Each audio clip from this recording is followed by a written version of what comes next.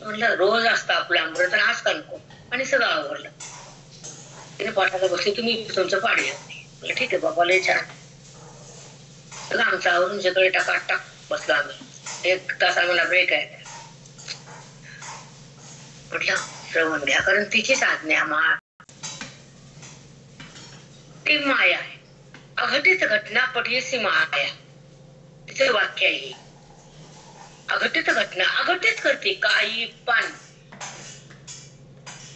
जेव्हा भगवंताला संकल्पाच्या द्वारे पृथ्वी उत्पन्न करायची होती, तर तो परमात्मा निर्विकार आहे, त्याला काही करता येत नाही. पण संकल्पाच्या द्वारे जेव्हा तिचं कार्य भगवंताचं तिने केलं, एकोहम बहुशा तिला करावं लागलं ह्यांच्या संकल्पाने, कारण त्याला करता येत नाही आणि ती माया ह्याला सोडत नाही. म्हणून संबंध त्याचा आहे, कर्तव्य हीच आहे, व्यवहार. म्हणून तिचेच नाना रूप आहेत की आज महालक्ष्मी, आज घरात तुमच्या प्रवेश आहे. काम जात वेदो आवह याती माता. एक विष्णूची लक्ष्मी आहे आणि केदार नोम आहे, ती शिवाची शक्ती आहे, पार्वती. आधी छोटी बहीण माहेरी येते, ती महालक्ष्मी विष्णूची. नंतर मोठी माहेरी येते, ती केदार नोम, शिवाची शक्ती ती. म्हणून कडक जास्त भयंकर सवळ. तुमचा महिना वाते कुंड वळ. आधी महिनाभर फरायचं, कापूस महिनाभर आधी चलत कवर 8-10 दिवस. सगळ्यांचा आज आगमन आहे, त्यांची पूजा आहे शब्दसुमनानं. म्हणून ती आदिशक्ती कशी आहे, तिचं रूप किती येतं, प्रकृती, माया, अविद्या, प्रधान, तिचे 5 रूप येते. मग लक्ष्मी तिचे नाना रूप आहेत, तिची शक्तीपीठ आहेत. पण ती जेव्हा प्रसन्न होती तर भगवंताकडे येते, लक्षात ठेवायचं. आणि ती जेव्हा प्रसन्न असते तर ती झाकून टाकते, देवा दाखवत नाही, हे लक्षात ठेवायचं. ही अविद्या ती जीवाला आज्ञेत घेतील, जेव्हा भक्ती पूर्ण झाल्यावर मग ती झाकण काढते. तुका म्हणे माया होय दासी लागे पाया. तीच माया दासी बनते, पाया लागते ना आपल्याला पुढे नेते. नाना प्रकार तिचे व्यवहार तिचाच आहे, वृत्ती म्हणजे तीच आहे, सगळं काही तीच आहे. म्हणून तिचं पूजन आहे, ते महालक्ष्मी पूजाच. ज्ञानलक्ष्मी, मोक्षलक्ष्मी, धनलक्ष्मी, संतान लक्ष्मी, वैराग्य लक्ष्मी, धनलक्ष्मी, सुख लक्ष्मी, लाभ लक्ष्मी, जय लक्ष्मी, रिद्धी लक्ष्मी, सिद्धी लक्ष्मी, संतान लक्ष्मी. नमो नमः. म्हणून तिची आज अंतःकरणातून, प्राणातून, मनातून, श्वासातून पूजा आहे.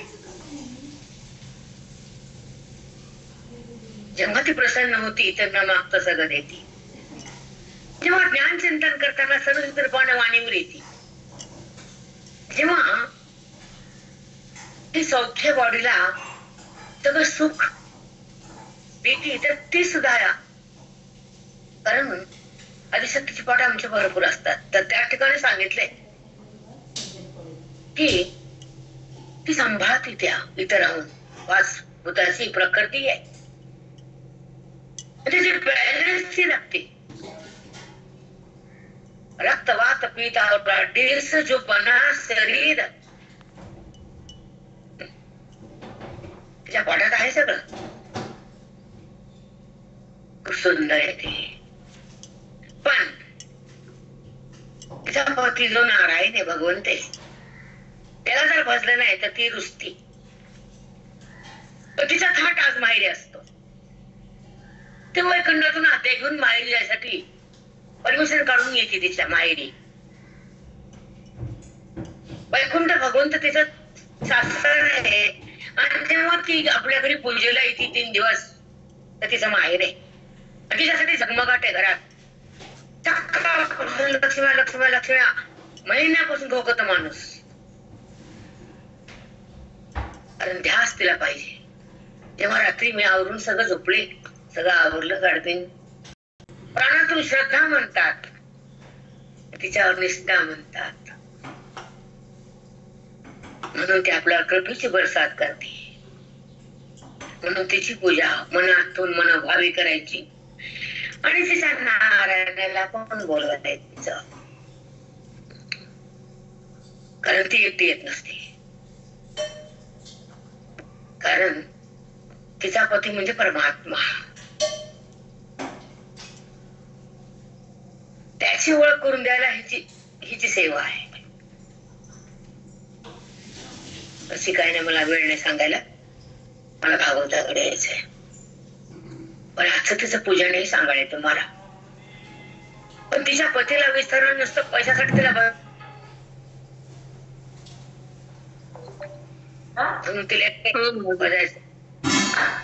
खरंच आहे, किती छान सांगितलं शक्तीचं वर्णन. शिव कसा माहिती मला कसा टकला कला कला कैलास हायब्रिड आहे, कैलास खरंच पर्वत.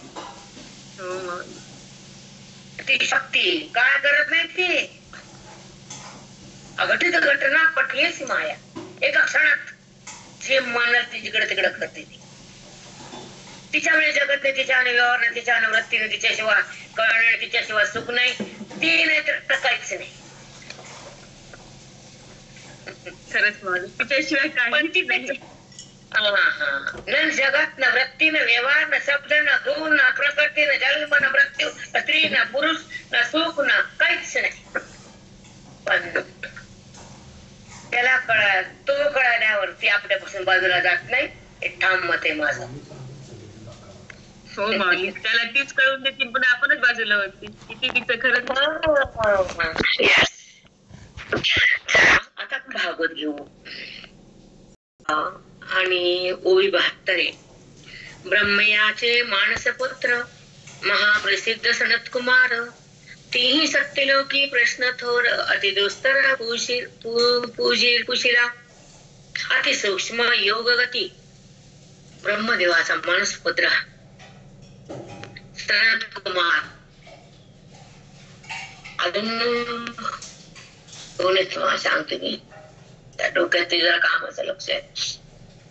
लोकी प्रश्न थोर, अति दुस्तर पुशीला, अति कठीण प्रश्न विचारला. कसा विचारला? अति सूक्ष्म योग गती. योग गती, अति सूक्ष्म योग. दुर्यज्ञ स्वरूप स्थिती, दुर्ज्ञेय, दुर्घट आहे. म्हणजे योग शिवाचा आणि शिवाचा ऐक्य मिलन, त्याला योग म्हणतात. आपण रस्त्याने चाललो, कुणी समोर आलं 12 वर्षानं, काय योग आहे म्हटलं, तुम्ही 12 वर्ष भेट नाही, आज भेट झाली. तसं बुद्धीनं जन्मजन्मी भेट नाही, श्रवणामध्ये बुद्धीला भगवंताशी भेट झाली. कळालं का? नाही अजून? हो माऊली. झाला नाही, अविद्या त्या मनाने सोडली नाही, पण योग ज्ञानानं, श्रवण भक्तीनं असा योग तयार झाला, योगाचं ऐक्य झालं.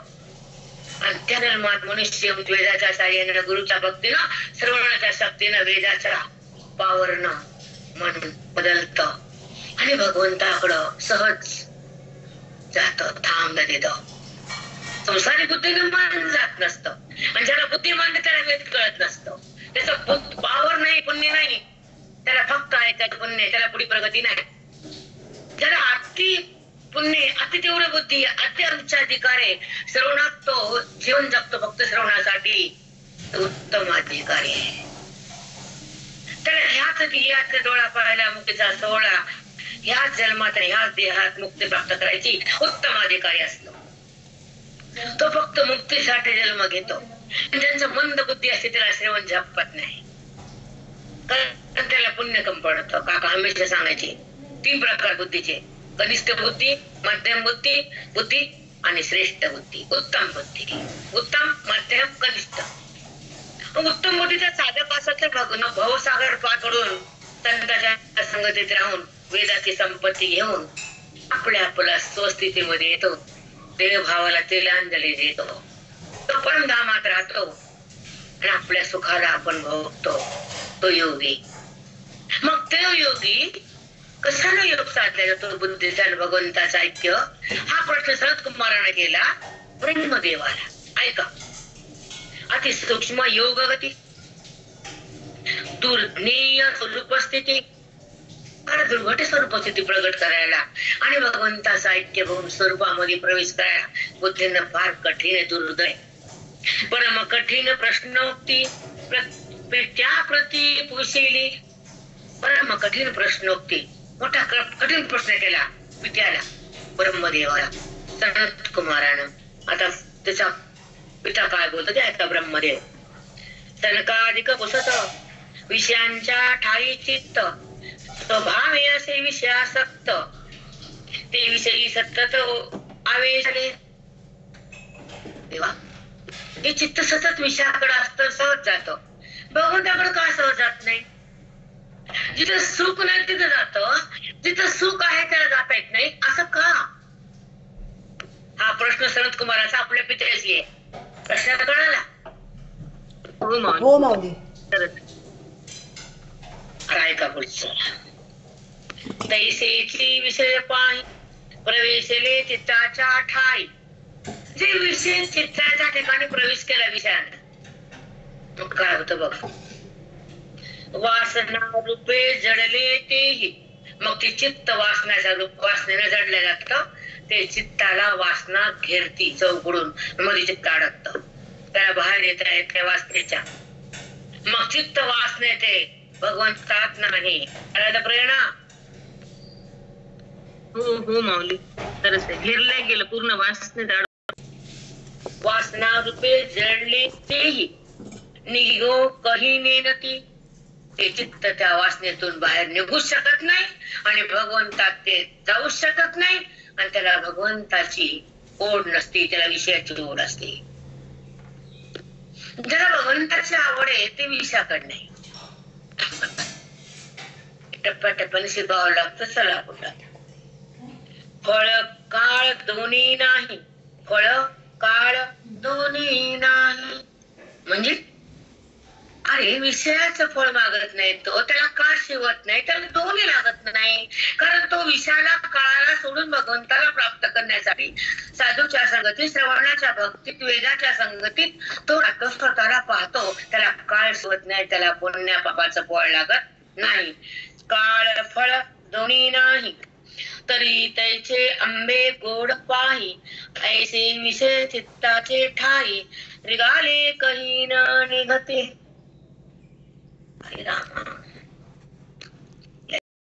फळ काळ दोन्ही नाही, तर तैसे आंबे गोड पाही. ऐसे विषय चित्ताचे ठाई, रिगाले कही न निघते. ते विषयाचा भोग घेणारी वृत्ती वासना रूपांतःकरणामध्ये प्रवेश करते आणि ते विषयाची आवड तयार होती, भगवंताची आवड बंद होती. म्हणून त्या विषयाच्या आवडीमध्ये फळ बी नाही, त्याला काळ वेळ बी नाही. ते फळ नसताना सुद्धा ते विषयाकडे चित्त का जातं, असा प्रश्न केला सनत कुमारानं. आता ऐका पुढचा. परनिली कांता माहेरा जाय. परनिली म्हणजे जी बायको आपण स्वीकारली तर ती माहेरी चालली, ठीक आहे. परनिली कांता माहेरी जाय, चित्ती रिघाली दुरी न राहे.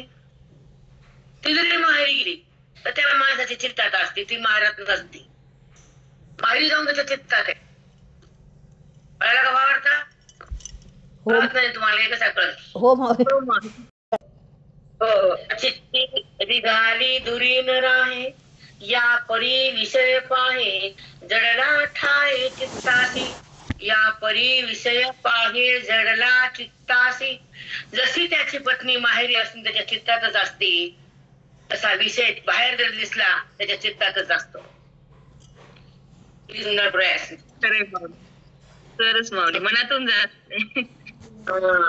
खूप सुंदर आहे बाबा, ऐकायला बरे, सोडायला कठीण आहे.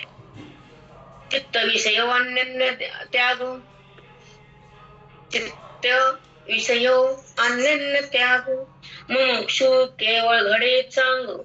उपाय योग स्वामीने सांगू सांगावा, चित्त विषय अन्य त्याग.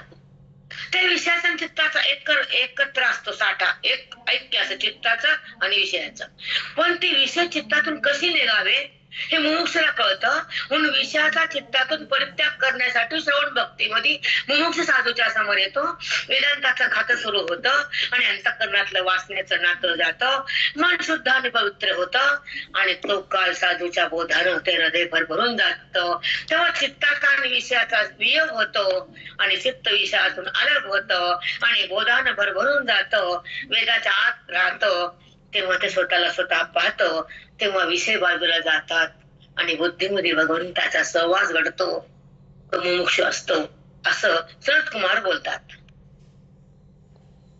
खूप छान. हे घडे सांगू मुमुक्षुला चित्तातून विषयाला बाजूला करण्याची ताकद असते, कारण तो मुक्त होण्याच्या रस्त्यावर वेदाच्या चिंतनावर अध्यात्माच्या श्रवणावर असतो. मुमुक्षु फक्त चित्तातून विषयाचा परित्याग करण्याची ताकद ठेवतो, त्याला अधिकार म्हणतात. उपाय योगू स्वामिनी सांगावा, याचा उपाय आम्हाला सांगावा असं सनत कुमार ब्रह्मदेवाला प्रश्न करतात. आता पुढे, ज्यासी अग्रभुजेचा सन्मान, श्रेष्ठ देवा माझे महिमान, महादेव म्हणावया कारण, ब्रह्मयासी जाणया हेतू. ज्याशी अग्रपूजेचा मान, ते दिल यज्ञपाशी ना, हे माहिती ब्रह्मदेवाला सगळं. श्रेष्ठ देवा माझी महिमान, सगळ्या देवामध्ये श्रेष्ठ महादेव आहेत. त्याचं नावच महा लागले आधीच, त्या देवाला महा म्हणले मग देव. बाकीचे बिन त्याला महा नाही, देव आहेत. आणि हे महादेव ते पुन्हा बोल त्याच्यावर पण दिलेले शब्द आले मी सांगायले. श्रेष्ठ देवा माझे महिमान, सगळ्या देवा श्रेष्ठ महिमान कुणाचं तर महादेवाचं. महादेव म्हणावया कारण, सगळ्या देवा श्रेष्ठ कोणी महादेव. ब्रह्मयासी जाणया हेतू, ब्रह्मदेवाला माहिती त्यानं जाणलं. जो अंगे सृजी चराचर, तो काय करतो महादेव, त्या सृष्टीला त्या आदिशक्तीच्या साह्यानं चर आणि आचर दोन्ही उत्पन्न करतो. जो वेदांचे निज मंदिर, महादेव कोण आहे? वेदाचं मंदिर म्हणजे महादेव. का बरं म्हणले असं, वेदाचं मंदिर म्हणजे महादेव? सांग बरं प्रेरणा सोनपेठवाली. श्रेष्ठ आहे. शंकरापासून शांकरी विद्या म्हणजे ब्रह्मविद्या, ब्रह्मोपदेश शंकरानं तयार केला. शंकराचार्याचा अवतार घेऊन तेव्हा ती पृथ्वीवर आली.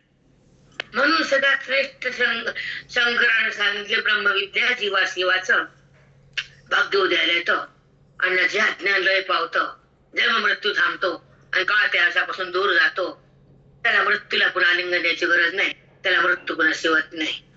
म्हणून ही ब्रह्मविद्या शंकरापासून प्रगट झाली, म्हणून ते महान आहेत.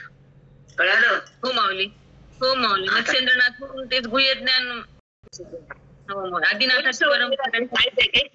मच्छिंद्राने बोध गोरक्षाशी केला, गोरक्ष ओळला गैनी प्रती, गैनी प्रसादे निवृत्ती दातार ज्ञान देवाचार चोजविले. ज्ञानदेवाला कुठला आला ते ज्ञान मच्छिंद्रनाथापासून ज्ञानदेवाचार चोजविले. ज्ञानदेवाला गहिनीनाथापासून जे पाहतो त्यांचा आहे जो संप्रदाय ज्ञानसिद्धीचा, त्यांना माऊलींना पोहोचवला आणि त्या माऊलीनं सगळ्या जगामध्ये ब्रह्मविद्या माऊली ज्ञानेश्वरीच्या शब्दातून सगळ्याच्या हृदयाच्या मंदिरात प्रस्थापित केली. ते ज्ञानोबा सुखरूप करतात बुद्धीला, त्याला म्हणतात वेदांत किंवा ब्राह्मी स्थिती. त्याला म्हणून महादेव सगळं देवा श्रेष्ठ सांगितले इथं. आता ऐका, जो अंगे सृजी चराचर, जो वेदांचे निज मंदिर, त्यांच्यापासून वेदाची उत्पत्ती म्हणून ते वेदाचं मंदिर म्हणजे महादेव. त्या ब्रह्माया प्रति अतिगंभीर प्रश्न महाथोर पुत्री केला. आता ती शंकराची विद्या ब्रह्मविद्या, वेदाची विद्या शंकराला माहिती. ते ब्रह्मदेवाला काय माहिती? ब्रह्मदेवाला सृष्टी करायचं, कुणाला बाहेर टाकायचं, कुणाला गर्भात मारायचं, कुणाचं किती आयुष्य लिहायचं, कुणाला खाली ढकलायचं, कुणाला मध्ये घ्यायचं, ते त्यांचं खाते. त्यांना वेद येतो का ब्रह्मदेवाला? नाही. मग त्यांना प्रश्न पडला, कठीण पडला. ते म्हणाले तर हे तर माझं खाते नाही, मला प्रश्न आवड केला माझ्या पोरानं. आणि हे ब्रह्मवेदाचा प्रश्न हे महादेवाला माहितीये, कारण ब्रह्मविद्येचं वेदाचं मंदिर म्हणजे महादेव आहे. आता मी काय सांगू माझ्या पुत्राला, हा प्रश्न पडला ब्रह्मदेवाला.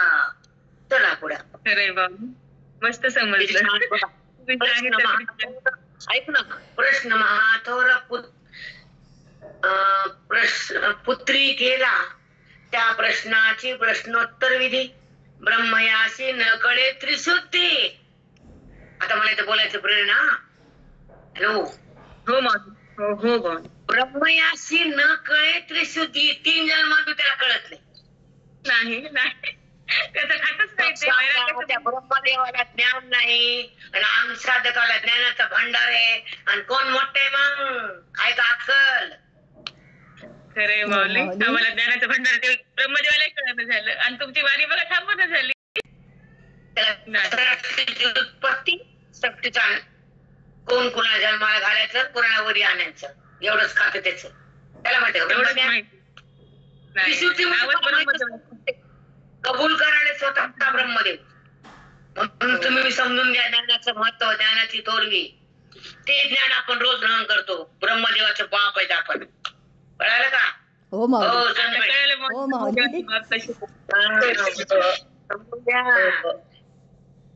चला. ब्रह्मयासी न कळे त्रिशुद्धी, कर्म जड झाली बुद्धी. त्याची बुद्धी जड झाली कशामुळे? सगळं जगाचं खात. कुणाला मारायचं, कुणाला आणायचं, कुणाला गर्भात पाठवायचं, हे काम करू करू त्याची बुद्धी जड झाली त्या ब्रह्मदेवाची. बघा, जास्त ऐकत जावं, कळतं जरा. जेव्हा तेव्हा त्या पानचट कथा एकच धंदा तुम्हाला. किती छान वाटेल. पाठ मिळवायला पाठ, यांच्या बुद्धी असता पाठ ऐकावं. कधी मध्ये गवारा म्हणजेच 18 काळ. श्रेष्ठ काय? हो श्रेष्ठ. बोल नका. उत्तम काय आहे? कल्याण कशात आहे? त्या कथेनं अंतःकरणाची तीव्रता जाती, वासना बंद होती, पापाची निवृत्ती होती, अविद्याचा नाश. जो कापून फायदा नाही लोकांना. यडपट बुद्धी आहे. कशानं काय होते? बहिरंग आहे तो, अंतरंग आहे. बहिरंगाचं फल वेगळं शुद्धी, आणि अंतरंगाचं फल भगवंत प्राप्ती. सगळा बाजार एकच भरलाय सगळ्या जगात.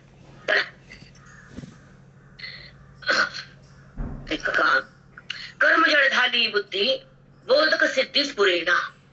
बोधक सिद्धी पुरेना. माझ्या कोणाला काय बोध द्या, त्याला कळवणं त्याची बुद्धी जड झाली. गच बसलं ते ब्रह्मदेव, शांत बसलं, माणूस बंद पडली त्याची. पुरेना. आता बघा पुढे मज्जा येतात. प्रश्न अत्यंत सखोल पडिला, तेने ब्रह्म वेडावला. बाबा ऐका, डबल वाजते. अत्यंत सखोल पडेला, प्रश्न अत्यंत सखोल पडेला, तेने ब्रह्मा वेडावला ठेला. ब्रह्मदेव वेडा झाला, त्याला सांगता येणं ब्रह्म आणि आत्मचिंतन सांगता येणं. ग बसला ब्रह्मदेव. बघा, काही बोलवी जी बोला, त्याला काही बोलता येत नाही. गपची बसलं. तो चिंतू लागला मज तेव्हा. त्याला चिंता पडल्या, तर मी काय बोलू माझ्या पोराला. पोरांतर मोठा प्रश्न केला, कळून झाला बापाला. ऐका, लय मजा आहे. सनकादिकाची प्रश्नावस्था. सनकादिक म्हणजे मुलगा, त्याची अवस्था वेगळी बघा, आणि माझी अवस्था वेगळी आहे. आता याला मी काय देऊ? एखादा बाप साधारण असतो, पोरग म्हणतो इमानात जायचं, आणि बापापाशी तिकीट नाही असतेच, पोरग म्हणतो इमान. बापाला किती वाईट वाटतं बघा ते. आता चला. सत्यलोकी समस्त देवता, न कळे न म्हणवे सर्वता. सगळ्या देवता आहेत. सांगा बरं, देव देवता कळतं का? अंतर कळतं का आपल्याला? सत्यलोकी समस्त देवता, न कळणे हा प्रश्न त्यांना. त्या लोकाला, ह्या देवतेला प्रश्न कळत नाही. चला पुढं. न कळे सत्यलोकी समस्त देव देखता, सॉरी न कळे न म्हणावे सर्वता. सगळ्या देवता सत्य लोकातून, त्यांना कोणच कळून राहिला प्रश्न. सांगो जाता नवे बोध, तर सांगता येणं बोध. ऐसे ब्रह्मयाची दुर्घट. त्या ब्रह्मदेवा अतिप्रसंग आला कठीण. ऐसे ब्रह्म्याशी दुर्घट, काही न बोलवे पुष्पष्ट. परमध्ये खोनी संकट. त्याला आतला संकट आला, तर बाप पोराला काय बोलू, मला काही कळलं. पोराने मोठा प्रश्न केला, ब्रह्मदेव खाली बघू लागला. खाली गेलं मुंडक द्या ब्रह्मदेवाचं. परमदे खोणी संकट मी ज्ञान वरिष्ठ चिंतिलो. मला वाटलं म्हणजे मी खूप श्रेष्ठ आहे, मला तर काहीच बोलता येईन, कोणाला उत्तर देता येईन. त्याला पडलं संकट. कुणाला? बापाला. कुणाचं? पोराचं. काहीतरी विषय बदलला की छान वाटत. आणि वाचून नाही कळायला काय ज्ञान आणि तरावया त्यांचा प्रश्न. ब्रह्मा करी माझे चिंतन तेव्हा माझेही मन कळवळले.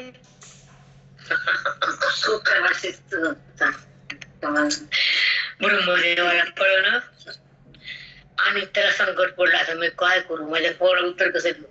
त्या दुसऱ्या देवाला फोन लावला. चला कसा लावला फोन बघा. आणि तरावया त्यांचा प्रश्न. ब्रह्मा करी माझे चिंतन तेव्हा माझेही मन कळवळले. ब्रह्मदेवाने शंकराची आराधना केली. म्हणजे देवा सांगा ना, मला काही सांगता येईना, माझं पोरग म्हणते मला ते उत्तर सांगता येईना. की जे साधकाला ते ब्रह्मस्थिती भोगायची असते, जे विषय चित्त आणि विषय एकत्र आहेत, चित्त आणि भगवंत एकत्र करायचं असताना काय करावं. जे ज्ञान अति कठीण आहे, सूक्ष्म आहे, योग ज्ञान योग, तो ज्ञानयोग कसा साधावा हे प्रश्न मला केले माझ्या पोराने. आणि मला ज्ञानाचा पत्ता नाही. शंकरा तुम्ही सांगा. ब्रह्मदेवाने विचारलं. अंतल्यात ऐकाली मध्ये पुढे येतात. निसावया पुत्राचे ज्ञान आणि तरावया त्यांचा प्रश्न. ब्रह्मा करी माझे चिंतन तेव्हा माझेही मन कळवळले. मला एक वाईट वाटलं. ब्रह्मदेवाला येईन आपण जाऊन सांगावं. ब्रह्मा माझे पोटीचे बाळ. ब्रह्मदेव माझ्या पोटचं बाळ आहे. भूमीतून आलं ना माझी ब्रह्मदेव खाली विष्णू. ब्रह्मा माझे पोटीचे बाळ त्याशी कर्मजाडे झाले पडळ. त्याच्या बुद्धीवर पडळ आला म्हणजे पडदा आला. कशामुळे? जगाचं कार्य केलं. उत्पत्ती नाश, उत्पत्ती नाश. जन्म कुणाला घालायचा, कुणाला पोरग, कुणाला पोरगी, कुणाचं वैभव लिहायचं, कुणाचं प्रारब्ध. त्यांनी ती कर्मामध्ये जड झाली. त्याच्या बुद्धीवर पडळ आलं म्हणजे पडदा आला. ब्रह्मदेव जड झाला. हे मस्त आहे. आता भाऊ सांगतो तुम्हाला कामा संपूर्ण ज्ञानेश्वरी. हो सरिता पारस्वार आहे का नाही? पारस्वार बोलले वा आहे. बाळ त्याशी कर्म जाडे झाले पडळ. त्याच्या डोळ्यात पडदा आला बुद्धीवर. ते झालं मट्ट. ते निरसावया तत्काळ हंस केवळ मी झालो. ब्रह्मदेवाच्या बुद्धीवर पडदा आला म्हणून मी हंस झालो. ब्रह्मदेवाचा झाला पाठ करायला.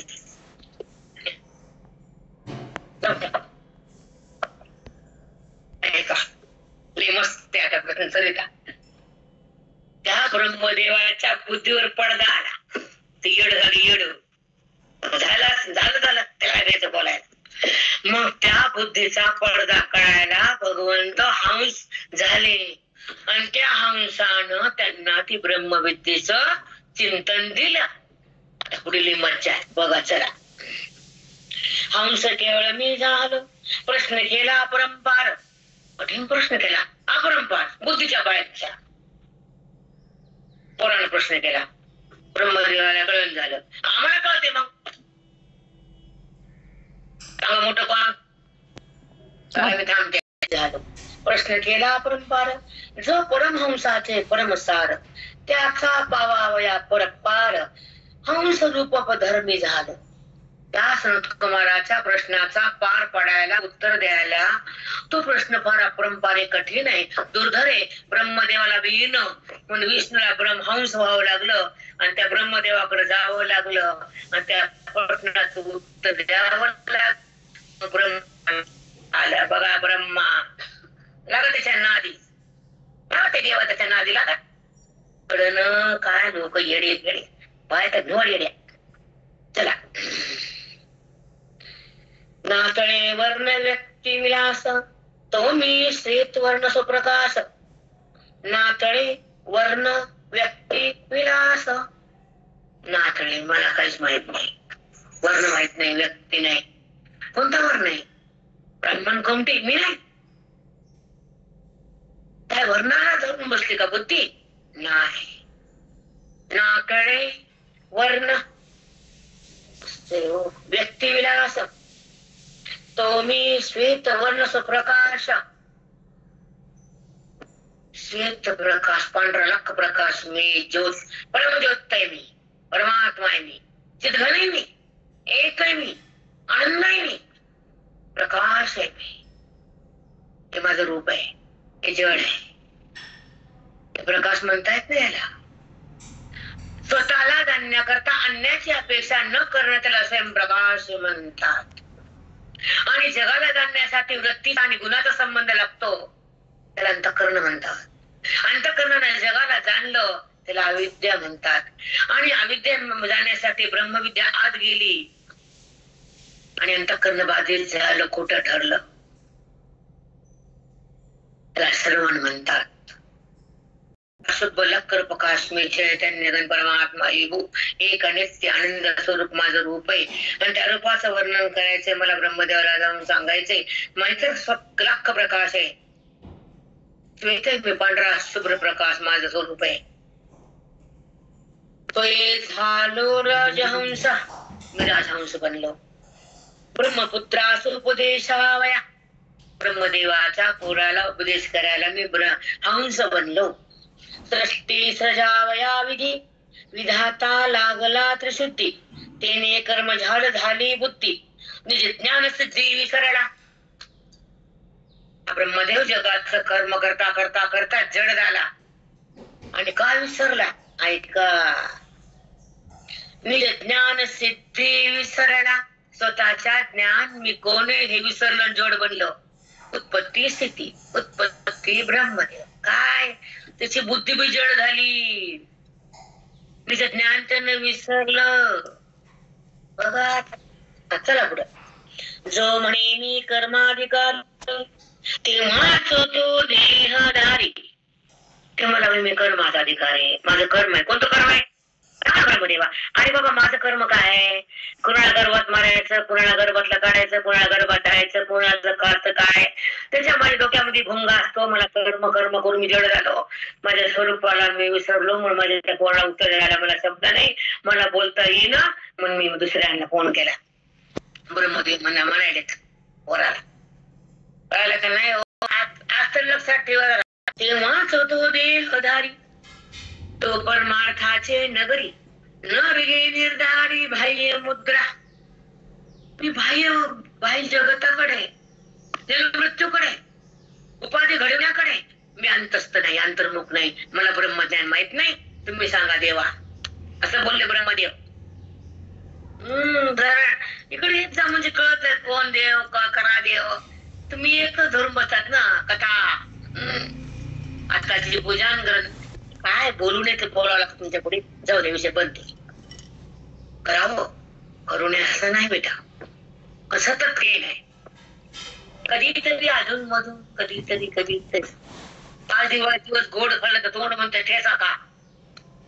5 दिवस गोड जमत नाही, पुन्हा 6 वेळेस भाकर करा बरं. आज ठेचा करत आणि बेसन आणि भाजी तिखट मसाला खाती गोड. नाही आता नगर कटाळा आला, तसं करा माझा कटाळा यावा. काय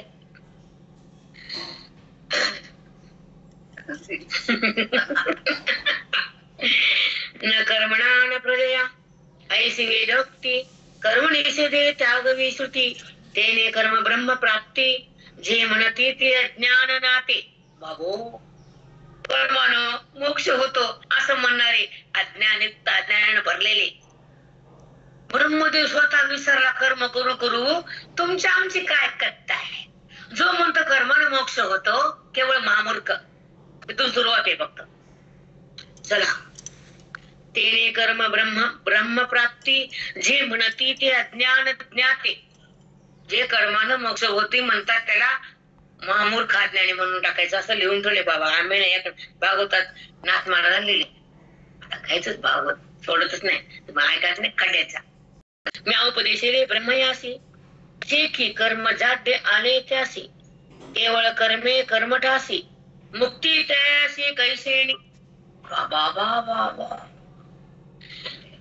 कुणाचं कोणी जोड धंदा नाही पडला. ऐका, ते सुंदर आहे. तर मी उठते, म्या उपदेशे ब्रह्म्यासी, ब्रह्मदेव उपदेश केला म्हणायत विष्णू. म्या उपदेश ब्रह्मे असे फोन घेऊ का ताई? थांबा. हो घ्या माऊली. असे शेतकी कर्म जात झाले त्याशी केवळ कर्मे कर्मटाशी मुक्ती त्याशी कैसे येणी. ते ब्रह्मदेव कर्म जड झाला आणि केवळ कर्म करणाऱ्याला मुक्ती कशाला कशी भेटेल? नाही. हो माऊली हो कळालं. बाकीच्या तुमच्या नंदा भावजाला सांगा. हो चर्चा करीत जरा काय करावं काय करू नये पाहता सगळा. ब्रह्मा दृष्ट द्रष्टा लोकिती. ब्रह्मा अदृष्ट आणि दृष्ट. ब्रह्मदेवाला या जीवाचं मागचा जन्म कोणता होता आणि पुढे काय द्यायचा हे माहित असतं, पण त्याला ब्रह्मज्ञान नसतं, कारण ते कर्म करून जड झालं. त्याला हे कळालं पण हे कळालं नाही. हो माऊली. त्याला काही दृष्ट द्रष्टा लोकिती तो कर्म जाते झाला विषयी. इतराचा तो पाड काय ठकले ठाई सज्ञान. ब्रह्मदेवाचा लाग नाही तर बाकीच्या तुमच्या आमच्याची काय कट्टा मांडायचं दुकान. सांगता पुत्राचा प्रश्न उजळेल ब्रह्म्याचे निज ज्ञान. ऐसे साधुने या विंदान सत्यलोकी जाण उतरलं. ब्रह्मदेवाच्या पुत्राच्या निमित्तानं ब्रह्मदेवाचं कर्मातून मन बाहेर येईल आणि ब्रह्मदेवाला निस्वरूपाचं ज्ञान देता येईल. त्या निमित्ताने जगाला उपयोग होईल आणि जीव मृत्यू लोकातून वाचतील आणि स्वरूपामध्ये येतील, जन्म मृत्यूला सोडतील. म्हणून हे तुम्हाला जे ज्ञान मी सांगायलो असं नाथ महाराज बोलायले.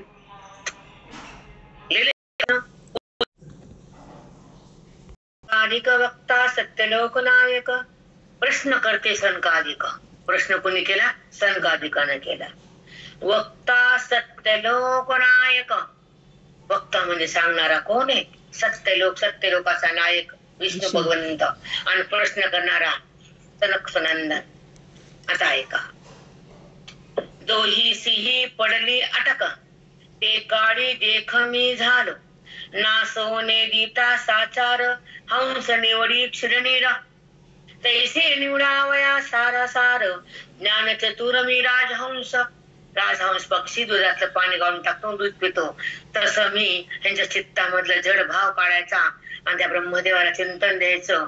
आणि त्या दोघाचा जो बुद्धीमध्ये जो जड भाग आहे भगवंताचा संबंध असून आपण ज्याला संबंध केला म्हणजे संबंधाचा संबंधीच्या अध्यासाचं निरूपण करताना जेव्हा विवेकाची संपत्ती गुरुनाथ देतात आणि त्याला खरं आणि खोटं एकत्र असतं, त्याला निवड करून खोट्याला बाजूला करतात आणि खऱ्याला प्रगट करतात आणि बुद्धीला खऱ्यामध्ये आणतात आणि खोट्यातून त्याला भिन्न करतात.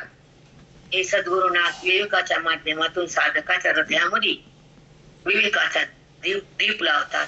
तसा विवेकाचा दीप मी राजहंस रूपाने आलो आणि ब्रह्मदेवाला ज्ञान द्यायलो असं विष्णू भगवंत बोलतात. साष्टांग दंडवत. सारा सार ज्ञान चतुर मी राजहंस पूर्व पुण्य संजय विमाने विन स्वयगमन सत्यलोकी आगमन कोणाचेही जाण पदान होय. सत्यलोकामध्ये पूर्व पुण्य अपार असेल तर सत्यलोकामध्ये आगमन करता येतं. ते नारद मुनी वगैरे जे लोक पुण्यवान आहेत ते. मी पाप पुण्यातीत पाही. पुण्य आणि पाप मला बघायचं नाही. मी पाप पुण्याच्या पुढे झालो म्हणजे परमात्म्याच्या ठिकाणी मला जायचंय या ज्ञानाच्या मार्गातून. मी पाप पुण्यातीत पाही या लागी माझं पुण्य नाही. माझ्या प्राप्तीसाठी पाप आणि पुण्य सोडून पुढे यावं लागतं, तेव्हा माझी प्राप्ती होती. या लागी माझं पुण्य नाही.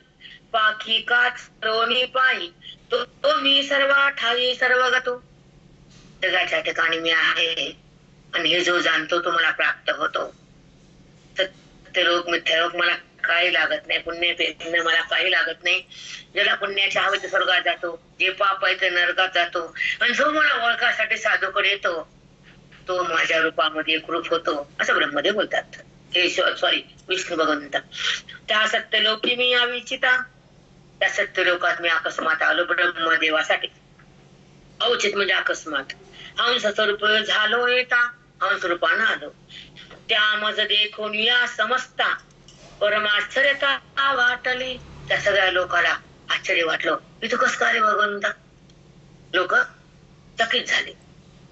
परब्रह्मेक परममूर्ती मज येता देखोनी हंस स्थिती उभे ठाकोनी सामोरेती चरणवंदिती साष्टांग. सत्य लोकाचे सगळे देवता देव सगळे आले तिथं आणि मला साष्टांग नमन केला. हे इथं कसं काय आले हा प्रश्न पडला सत्य लोकाच्या लोकांना. ब्रह्मसदनी वेद मूर्तिवंत. ब्रह्मलोकामध्ये वेद अशी मूर्ती कस काय आली? ब्रह्मसदनी ब्रह्मदेवाच्या घरात म्हणजे ते ब्रह्मलोकात.